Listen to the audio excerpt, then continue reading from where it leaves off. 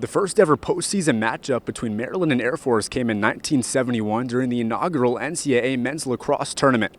The two teams waited until Sunday, over 50 years later, to resume play for their next meeting, and it produced an eerily similar result.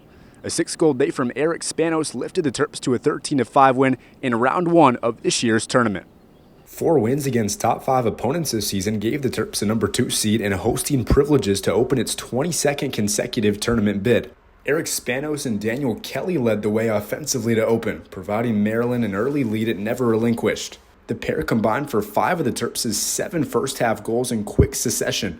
Spanos recorded his 9th career hat trick in the first half alone. The senior attacker poured in a career-high 6 goals on the day, the most by a Terp in an NCAA tournament game in 4 years. We got our guys high up top, and it just gave us some room to, attack those one-on-one matchups, and I was able to use my size in some of them and get to the front of the goal.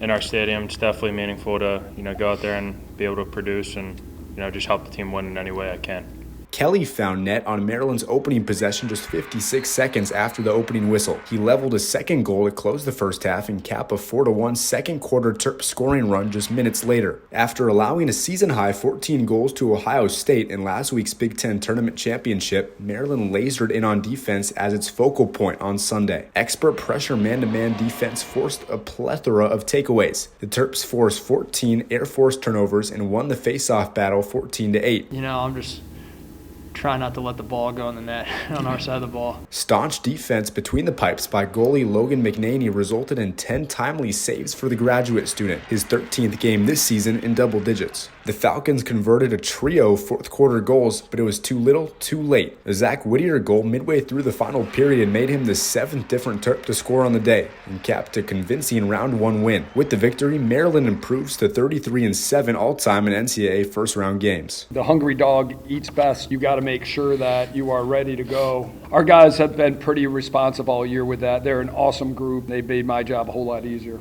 The Terps have a week off before traveling 29 miles east to Annapolis next Sunday for a quarterfinal matchup with Georgetown.